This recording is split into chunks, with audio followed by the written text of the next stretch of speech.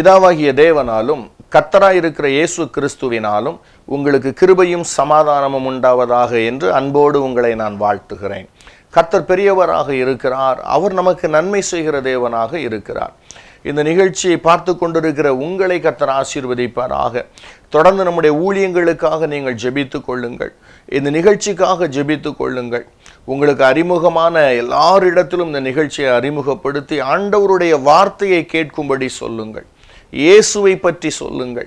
அப்பொழுது தேவன் உங்களை ஆசீர்வதிப்பாராக. இந்த நாளிலும் இன்றைய நிகழ்ச்சியில் இன்றைய செய்திக்கு ஆதாரமாக ஆதியாகமத்தின் புஸ்தகம் 31வது அதிகாரம் 3வது வசனத்தை நாம் எடுத்துக்கொள்ளப் போகிறோம். ஆதியாகமம் 31வது அதிகாரம் 3வது வசனம். கர்த்தர் யாக்கோபை நோக்கி, உன் பிதாக்களுடைய தேசத்திற்கும் உன் இனத்தாரிடத்திற்கும் நீ திரும்பி போ, நான் உன்னோடே கூட இருப்பேன் என்றார். எனக்கு அருமையான தேவனுடைய பிள்ளைகளே, ஆண்டவர் யாக்கோபை பார்த்து ஒரு வார்த்தை சொல்லுகிறார். என்ன வார்த்தை சொல்லுகிறார்? நான் உன்னோடு கூட இருப்பேன் என்று ஆண்டவர் வாக்கு கொடுக்கிறார். வானங்களையும் பூமியையும் படைத்திருக்கிற சர்வ வல்லமையுள்ள தேவனாகிய கர்த்தர் ஒரு மனிதனோடு கூட தங்கி இருப்பது, மனிதனோடு வாசம் பண்ணுவது, மனிதனோடு கூட இருப்பது மிகப்பெரிய ஆசீர்வாதமாகும். அந்த மிகப்பெரிய ஆசீர்வாதத்தை பக்தனாகிய யாக்கோபு பெற்றுக்கொள்ளுகிறான். ஆண்டவர் யாக்கோபுக்கு வாக்கு கொடுக்கிறார், நான் உன்னோடு கூட இருப்பேன் என்று சொல்லி. இந்த நிகழ்ச்சியை பார்த்து கொண்டிருக்கிற எனக்கு அருமையான சகோதரனே, சகோதரியே, தேவனுடைய ஊழியக்காரனாகிய நான் இயேசு கிறிஸ்துவின் நாமத்தில் உங்களுக்கு சொல்லுகிறேன். இந்த நிகழ்ச்சியினுடைய ஆரம்பத்திலேயே நான் உங்களுக்கு சொல்லுகிறேன், அண்ட சராசரங்களை உருவாக்கின சர்வ வல்லமையுள்ள தேவனாகிய கர்த்தர் உங்களோடு கூட இருப்பேன் என்று வாக்கு கொடுக்கிறார். அவர் உங்களை விட்டு விலக மாட்டார். அவர் உங்களை கைவிட மாட்டார். அவர் உங்களுக்கு என்னென்ன சொல்லி இருக்கிறாரோ அவைகள் எல்லாவற்றையும் நிறைவேற்றுவதற்கு அவர் உங்களோடு இருப்பார். அவைகளை நிறைவேற்றும் வரைக்கும் ஆண்டவர் உங்களை விட்டு விலக மாட்டார், உங்களை கைவிட மாட்டார். சந்தோஷம் தானே? வேதத்திலே தேவன் எந்தெந்த மனிதர்களோடு கூட இருந்திருக்கிறார் என்பதை குறித்து நாம் பார்ப்போமானால், தேவன் யாரோடெல்லாம் இருந்திருக்கிறாரோ அவருடைய வாழ்க்கையெல்லாம் ஆசீர்வாதமாக ஆச்சரியமானதாக மாறி இருக்கிறதை நாம் அறிந்து கொள்ள முடியும். அவருடைய வாழ்க்கையெல்லாம் ஆச்சரியமானதாக மாறி இருக்கிறது. எல்லாரும் பார்த்து அதிசயத்தக்க விதமாக அவருடைய வாழ்க்கை தேவன் மாற்றி இருக்கிறார். எனக்கு அருமையான தேவனுடைய பிள்ளைகளை, ஆதியாகமத்தின் புஸ்தகத்திலே 39வது அதிகாரம் 2வது வசனம், 3வது வசனம் மற்றும் 23வது வசனம், இந்த 3 வசனங்களையும் நீங்கள் வாசித்து பாருங்கள். இந்த 3 வசனங்களிலும் தேவன் யோசேப்போடு கூட இருந்தார் என்று எழுதப்பட்டிருக்கிறது. இந்த யோசேப்பை குறித்து நாம் நன்றாக அறிந்திருக்கிறோம். யாக்கோபுடைய செல்ல பிள்ளையாக இருந்தவன் இந்த யோசேப்பு. பெரிய கோடீஸ்வரனாகிய யாக்கோபுடைய செல்ல பிள்ளை இந்த யோசேப்பு. இந்த யோசேப்பை தேவன் ஆசீர்வதிக்க சித்தம் கொண்டார்.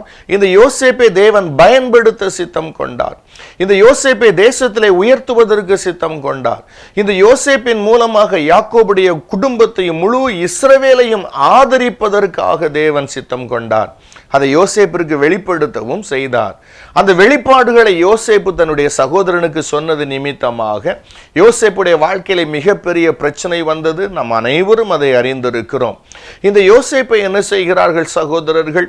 கடைசியில மீதியானியரிடத்திலே அவர்கள் விற்று போட்டு, அந்த மீதியானியரிடத்திலிருந்து போத்திபார் யோசேப்பை அடிமையாக வாங்கி கொள்ளுகிறான். அடிமைக்கும் வேலைக்காரர்களுக்கும் வித்தியாசம் உண்டு. அவைகளை நாம் அறிந்திருக்கிறோம். எந்த ஒரு சிறு விடுதலை கூட, சிறு சுயாதீனம், சுதந்திரம் கூட இல்லாமல் வாழுகிறவர்கள் தான் இந்த அடிமைகள். இந்த யோசேப்பு அடிமையாக விற்கப்பட்டு போனான். போத்திபார் வீட்டிலே யோசேப்பு இருக்கிறான். ஆச்சரியம் என்ன தெரியுமா? அவன் அடிமையாக இருந்த அதே இடத்திலே தேவன் யோசேப்போடு கூட இருக்கிறார். கர்த்தர் யோசேப்போடு கூட இருந்தார் என்று எழுதப்பட்டிருக்கிறது. கர்த்தர் யோசேப்போடு கூட இருந்தபடியினாலே நடந்த சம்பவம் என்ன, நடந்த காரியம் என்ன? யோசேப்பு செய்த எல்லாவற்றையும் தேவன் வாய்க்க பண்ணினார். எனக்கு அருமையான தேவனுடைய பிள்ளைகளை, நீங்கள் இப்பொழுது இருக்கிற இடம் ஒருவேளை ஒரு அடிமைத்தனமாக இருக்கலாம். யாரோ சில மனிதர்களுக்கு நீங்கள் அடிமைப்பட்டிருக்கலாம். இல்லை ஏதோ சில சூழ்நிலைகளுக்கு நீங்கள் அடிமைப்பட்டிருக்கலாம். ஆண்டவர் தானே என்னை அழைத்தார், ஆண்டவர் தானே எனக்கு தரிசனம் எல்லாம் சொன்னார், ஆண்டவர் எனக்கு வாக்குத்தத்தங்களை எல்லாம் சொன்னாரே, ஆனால் இன்றைக்கு என்னுடைய வாழ்க்கை அடிமையாயிருக்கிறதே, நான் அடிமைத்தனத்திற்குள்ளாக சிக்கி இருக்கிறேனே. கவலைப்படாதிருங்கள். தேவன் உங்களோடு இருக்கிறாரா என்பதை நீங்கள் பாருங்கள். கர்த்தர் உங்களோடு கூட இருக்கிறாரா? அதுதான் காரியம். நீங்க உங்களுடைய சூழ்நிலை எப்படி இருக்கிறது என்பது முக்கியம் அல்ல.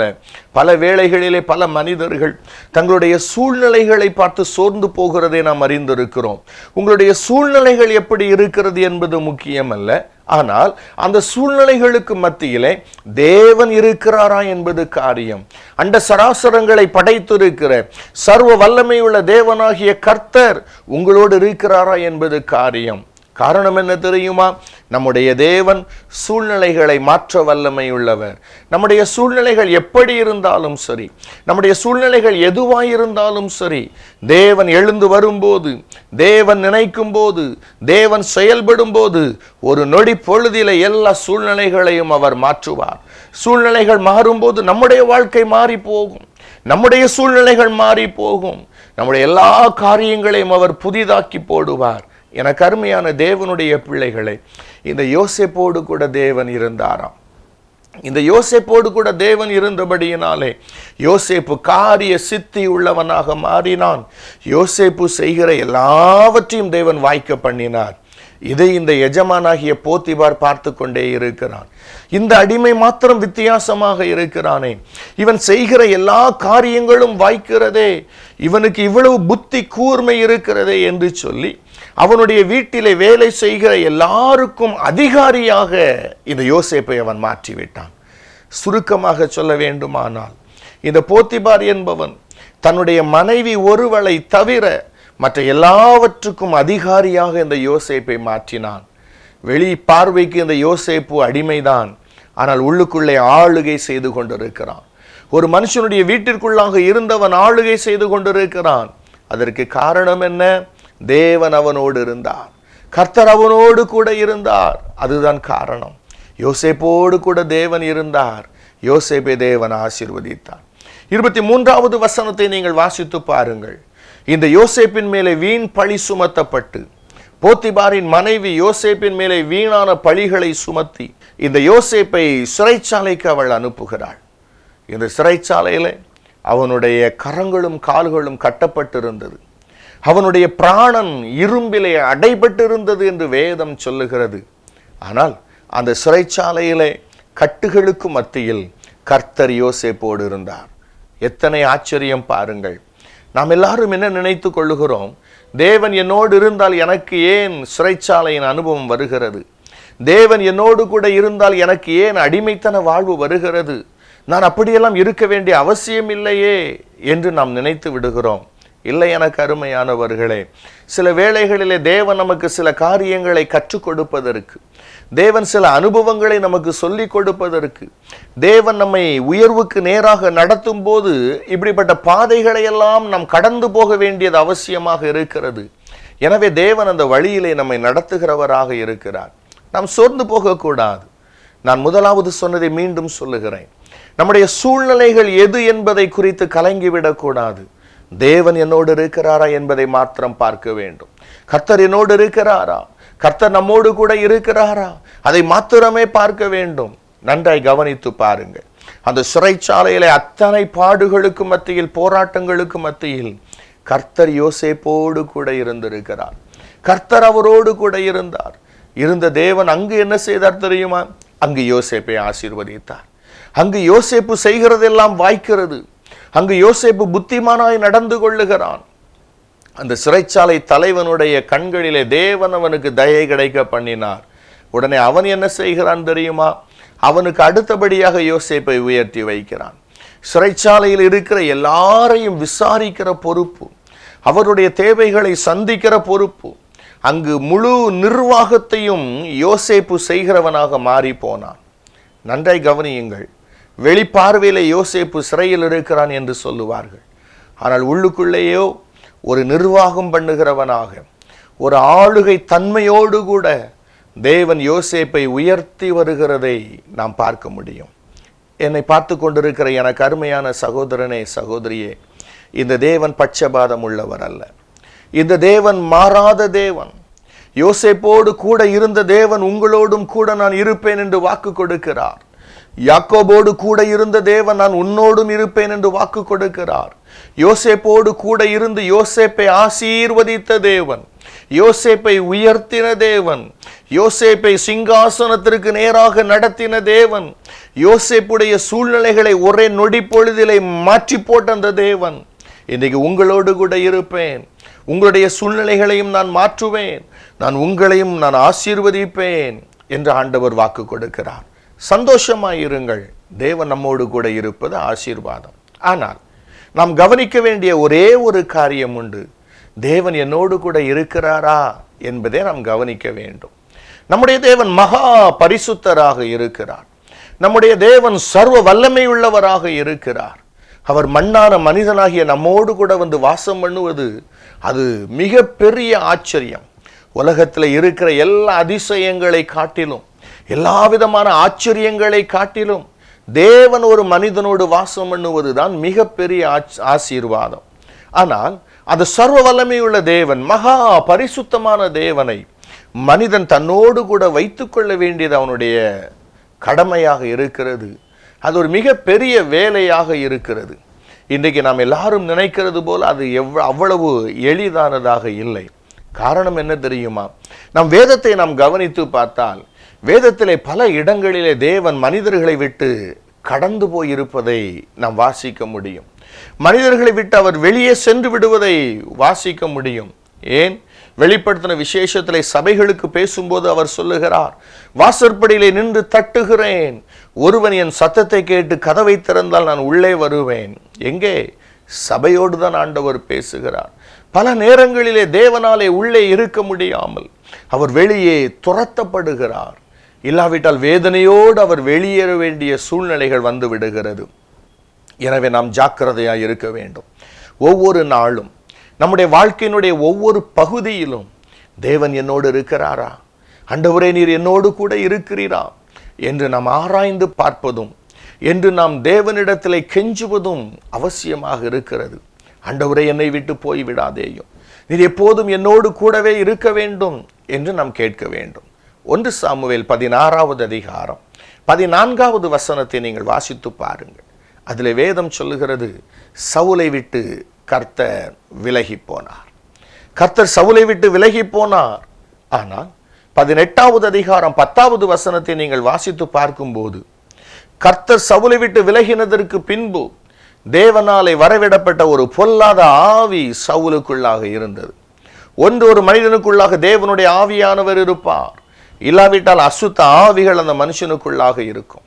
தேவனும் இல்லாமல் அசுத்த ஆவியும் இல்லாமல் எந்த மனிதனும் தனியாக இருக்க முடியாது. எந்த மனுஷனுடைய ஆவியும் தனியாக இருக்காது. கர்த்தர் அவனை விட்டு விலகின உடனே பொல்லாத ஆவி அவனுக்குள்ளே வந்தது. அது தேவனாலே வரவிடப்பட்ட ஆவி என்று எழுதப்பட்டிருக்கிறது. அந்த 18வது அதிகாரம் 1 சாமுவேல் 10வது வசனத்தை நீங்கள் வாசித்து பாருங்கள். வேதம் சொல்லுகிறது, சவுல் வீட்டிற்குள்ளே தீர்க்க தரிசனம் சொல்லி கொண்டிருந்தான். இதற்கு முன்பு கர்த்தருடைய ஆவியானவர் அவனுக்குள்ளே இருக்கும்போது சவுல் தீர்க்க தரிசனம் சொல்லி கொண்டிருந்தான். இப்பொழுது அசுத்த ஆவி அவனுக்குள்ளே இருக்கிறது, தீர்க்க தரிசனம் சொல்லி கொண்டிருக்கிறான். வெளி பிரகாரமாக மனிதர்கள் செய்கிற காரியம் ஒன்று போல தோன்றுகிறது. ஆனால் உள்ளே இருக்கிற ஆவி வேறு ஆவி. உள்ளே இருக்கிற காரியங்கள் வித்தியாசமான காரியங்களாக இருக்கிறது. எனக்கு அருமையான தேவனுடைய பிள்ளைகளே, நான் எப்போதும் போலத்தான் இருக்கிறேன், எனவே தேவன் தான் என்னோடு கூட இருக்கிறார் என்று ஒருவரும் சொல்ல முடியாது. நம்முடைய வாழ்க்கையை நாம் ஆராய்ந்து பார்க்க வேண்டும். இயேசு சொன்னார், மரம் நல்லதென்றால் அதனுடைய கனிகள் நல்லதாக இருக்கும், மரம் கெட்டதென்றால் அதனுடைய கனிகள் கெட்டதாக இருக்கும். எனவே என்னுடைய வாழ்க்கையிலிருந்து வெளிப்படுகிற கிரியைகள், என்னுடைய கனிகள் நான் யார் என்பதை காண்பிக்கும். என்னுடைய கனிகள் பரிசுத்தமானதாக, அன்பு நிறைந்ததாக, வேதம் சொல்லுகிற காரியங்களை வெளிப்படுத்துகிறவனாக நான் இருந்தால் உள்ளே கர்த்தர் இருப்பார். இல்லாவிட்டால் கர்த்தர் என்னை விட்டு விலகி சென்று விடுவார். நியாயாதிபதிகள் 16வது அதிகாரம் 20வது வசனத்தை நீங்கள் வாசித்து பாருங்கள். அங்கு இன்னொரு காரியம் சொல்லப்பட்டிருக்கிறது. கர்த்தர் சிம்சோனை விட்டு விலகினார். எனக்கு அருமையான தேவனுடைய பிள்ளைகளே, சிம்சோனை போன்ற தேவ பலத்தை உடைய மனிதர்கள் அதற்கு முன்பு இருந்ததும் இல்லை, அதற்கு பின்பு வந்ததும் இல்லை. அத்தனை ஒரு பெரிய பலத்தை உடையவனாக இருந்தான். அத்தனை மேன்மையான அழைப்பை பெற்றிருந்தான் சிம்சோன். பெலிஸ்தனுடைய கையினின்று இஸ்ரவேலை மீட்டு ரட்சிக்கும்படியாக தேவனாலே முன்குறிக்கப்பட்டு தீர்மானிக்கப்பட்டு சிம்சோன் பிறப்பிக்கப்பட்டான். சிம்சோனை சிறு வயதிலிருந்து கர்த்தருடைய ஆவியானவர் நிரப்பி இருந்தார். சிம்சோன் கர்த்தருடைய ஆவியானவராலே ஏவப்பட்டவனாக இருந்தான். சிம்சோன் கர்த்தருடைய ஆவியின் பலத்தினாலே பல சாதனைகளை அவன் செய்கிறவனாக இருந்தான். அவனை அடக்குவதற்கு ஒருவனாலும் கூடாது இருந்தது. அத்தனை தேவ பலம் நிறைந்தவனாக இருந்த சிம்சோன் இப்பொழுது வேதம் சொல்லுகிறது கர்த்தர் அவனை விட்டு விலகி போனார். அதில் வேடிக்கை என்ன தெரியுமா? ஒரு ஆபத்தான காரியம் என்ன தெரியுமா? கர்த்தர் தன்னை விட்டு விலகினதை சிம்சோன் அறியாதிருந்தான். அந்த வார்த்தை சொல்லுகிறது கர்த்தர் தன்னை விட்டு விலகினதை அவன் அறியாமல், நான் எப்போதும் போல வெளியே போவேன், எப்போதும் போல உதறி போட்டு விட்டு நான் போய்விடுவேன். கர்த்தர் அவனை விட்டு விலகி போனது அவனுக்கு தெரியவில்லை. எனக்கு அருமையான தேவனுடைய பிள்ளைகளே, நம்முடைய வாழ்க்கையில நாம் எப்படி இருக்கிறோம்? நாம் எப்படி இருந்தாலும் தேவன் நம்மோடு கூட இருப்பார் என்று வேதத்தில் எங்கும் சொல்லப்படவில்லை. ஆண்டவர் நம்மோடு கூட இருப்பார் என்று சொல்லி இருக்கிற அந்த வேத வசனங்களுக்கு முன்னும் பின்னும் நீங்கள் வாசித்து பாருங்கள். அந்த வார்த்தைகள் எல்லாம் நிபந்தனைகளோடு கூட எழுதப்பட்டிருக்கிறதை நாம் கவனிக்கலாம். எனக்கு அருமையான தேவனுடைய பிள்ளைகளே, ஆண்டவர் ஏன் இப்படி விலகி போனார்? சவுலை விட்டு தேவன் விலகி போனதற்கு காரணம் என்ன? சிம்சோனை விட்டு தேவன் விலகி போனதற்கு காரணம் என்ன? ஒவ்வொரு மனிதர்களை விட்டு தேவன் விலகி போன காரணங்களை வாசித்து பார்த்தால் நமக்கு ஆச்சரியமாக இருக்கும். நம்முடைய இருதயத்தை அது நொறுக்கிவிடும். நாம் உடைந்து நொறுங்கி போவோம். என கருமையானவர்களே, யோசுவாவின் புஸ்தகம் 7வது அதிகாரம் 12வது வசனத்தை நீங்கள் வாசித்து பாருங்கள். யோசுவாவின் புஸ்தகம் 7வது அதிகாரம் 12வது வசனம். அந்த வசனத்தை நான் உங்களுக்காக வாசிக்கிறேன். ஆதலால் இஸ்ரவேல் புத்திரர் தங்கள் சத்துருக்களுக்கு முன்பாக நிற்கக்கூடாமல் தங்கள் சத்துருக்களுக்கு முதுகை காட்டினார்கள். அவர்கள் சாபத்தீடானார்கள். நீங்கள் சாபத்தீடானதை உங்கள் நடுவிலிருந்து நிக்கிரகம் பண்ணாவிட்டால் இனி உங்களோடு இரேன். எனக்கு அருமையான தேவனுடைய பிள்ளைகளை, ஆண்டவர் இங்கு சொல்லுகிறார் பாருங்கள். இந்த இஸ்ரவேல் மக்களுக்கு விரோதமாக பிலேயாம் என்கிறவன் எழுந்து வருகிறான். பணத்திற்கு ஆசைப்பட்டு எப்படியாகிலும் இஸ்ரவேல் ஜனங்களை சபித்து விடலாம், எப்படியாகிலும் இந்த இஸ்ரவேல் ஜனங்கள் அழிய வேண்டும் என்கிற நோக்கத்தோடு கூட பணத்திற்காக தேவ ஜனங்களை விற்று போடுவதற்கு துணிந்த அந்த பிலேயாமுடைய கையிலிருந்து தேவன் இஸ்ரவேலரை காப்பாற்றினார். ஆண்டவர் சொன்னார், யாக்கோபுக்கு விரோதமான மந்திரவாதம் இல்லை, இஸ்ரவேலுக்கு விரோதமான குறி சொல்லுதல் இல்லை. ராஜாவின் ஜெய கம்பீரம் அவர்களுக்குள் இருக்கிறது. காண்டாமிருகத்திற்கொத்த பலன் அவர்களுக்கு உண்டு. கர்த்தர் அவர்களோடு கூட இருக்கிறார் என்பதையெல்லாம் அந்த பிலேயாம் கண்டுகொண்டான். எனக்கு அருமையான தேவனுடைய பிள்ளைகளே, அப்படிப்பட்ட ஜெய கம்பீரத்தை உடைய இஸ்ரவேல் ஜனங்கள், தேவன் அவர்களோடு கூட இருந்தாரே அந்த மேன்மையான பாக்கியத்தை பெற்றிருந்த இஸ்ரவேல் ஜனங்கள், அந்த ஜனங்களை பார்த்து ஒரு நாள் ஆண்டவர் வேதனையோடு கூட சொல்லிவிட்டார். அந்த ஜனங்களை நடத்தி வந்த தலைவனாகிய யோசுவாவின் இடத்தில் வேதனையோடு சொல்லிவிட்டார், யோசுவா, சாபத்தீடானவைகள் உங்களுக்குள் இருக்கிறது. என்னுடைய ஜனத்திற்குள் சாபத்தீடானவைகள் இருக்கிறது.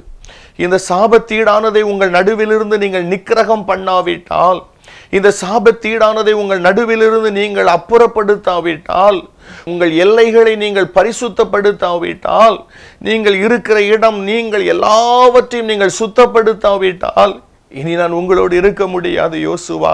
காரணம், நான் பரிசுத்தர். நான் பரிசுத்தம் இருக்கிற இடத்தில் தான் வாசம் பண்ண முடியும்.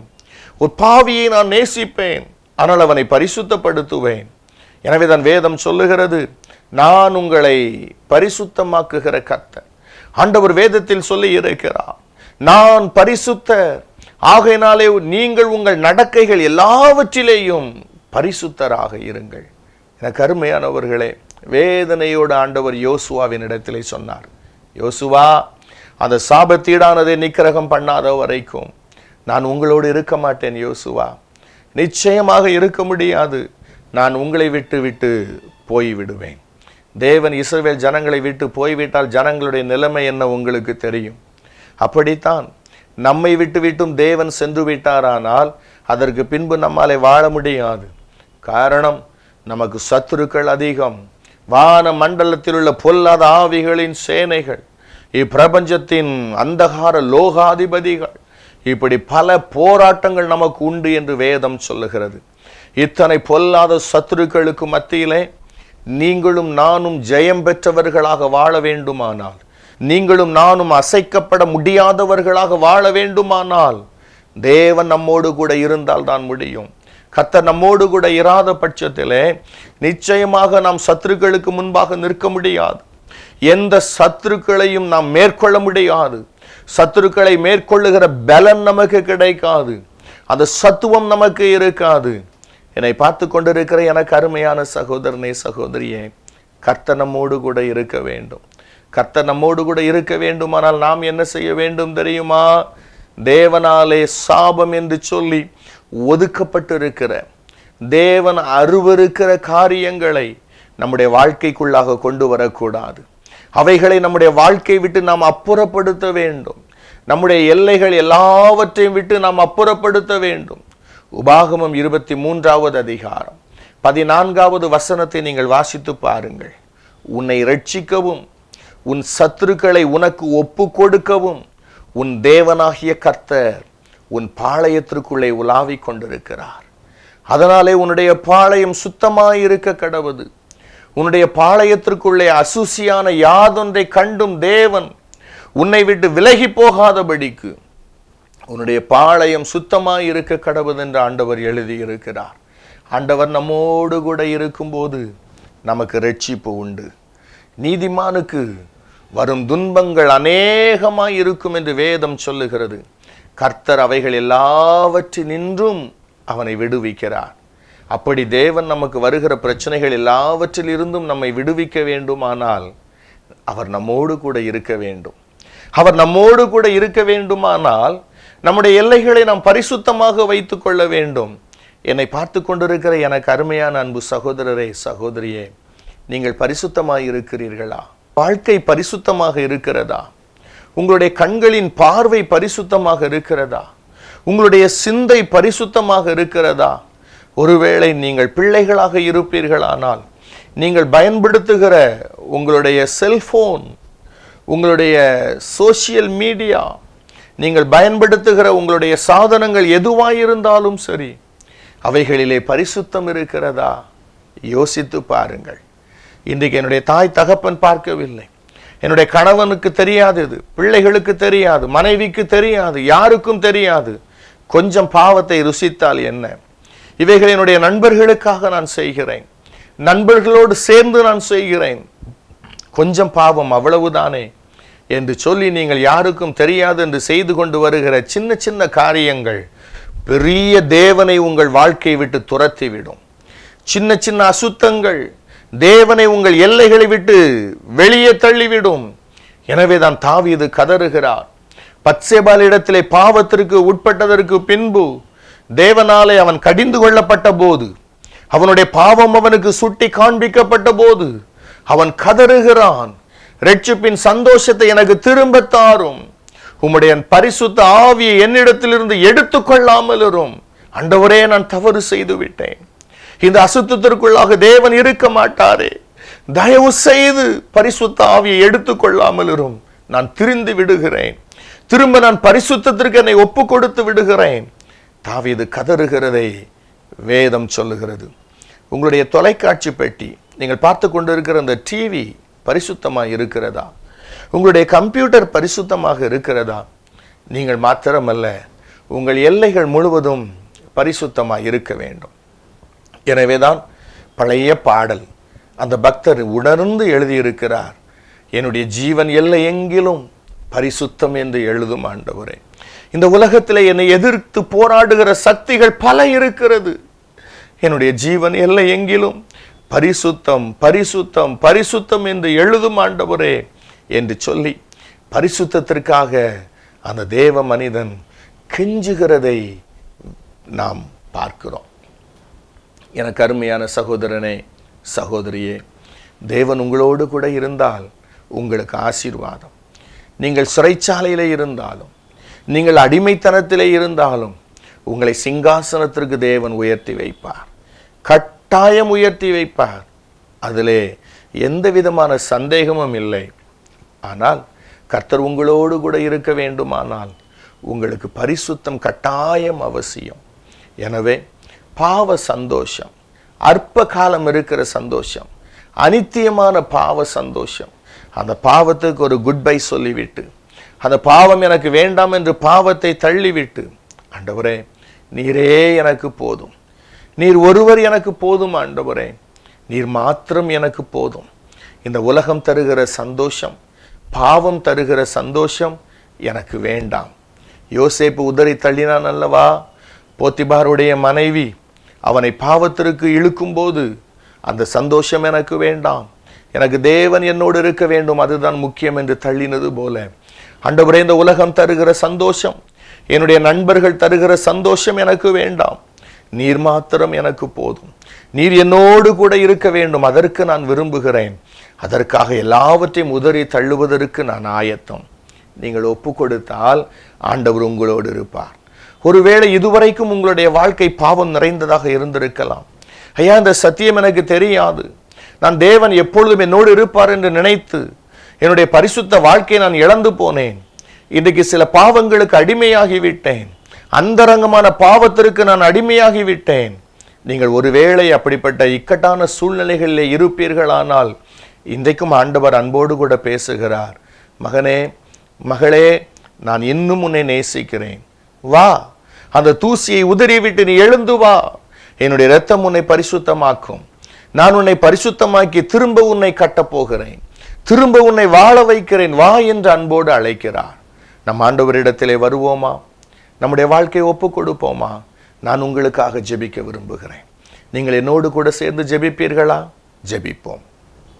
எங்களை கிருபையாக நேசிக்கிற நல்ல அன்பின் ஆண்டவரே, உம்முடைய அன்பின் ஆழம், அகலம், நீளம் எங்களால் அறிந்து கொள்ள முடியாது. அவ்வளவாக எங்களை நேசிக்கிறீர். இன்றைக்கும் சின்ன சின்ன பாவங்களுக்கு அடிமைப்பட்டிருக்கிற இந்த பிள்ளைகளுக்காக நான் ஜெபிக்கிறேன். மறைவான பாவங்களிலே சிக்கியிருக்கிற பிள்ளைகளுக்காக நான் ஜெபிக்கிறேன்.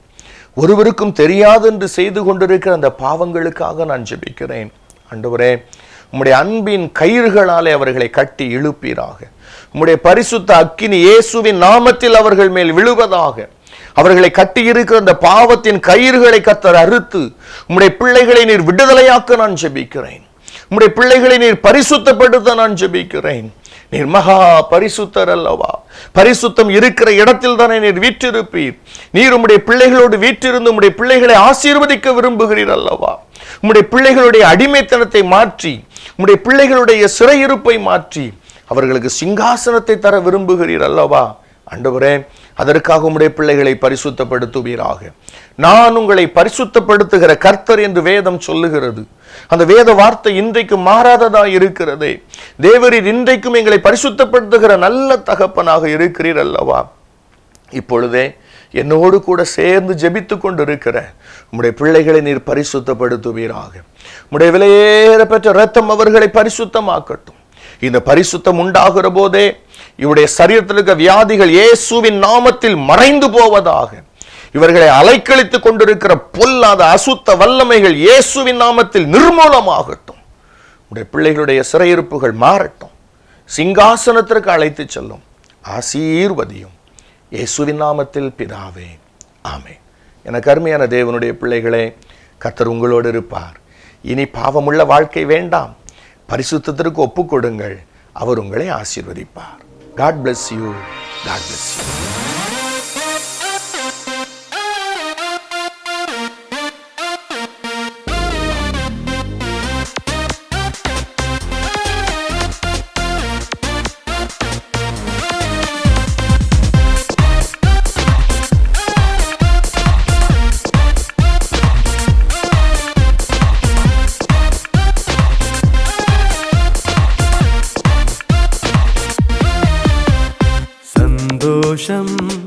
சந்தோஷமே சந்தோஷம் சந்தோஷமே, இயேசுராஜன் எனக்கு அளித்த மேலான சந்தோஷமே.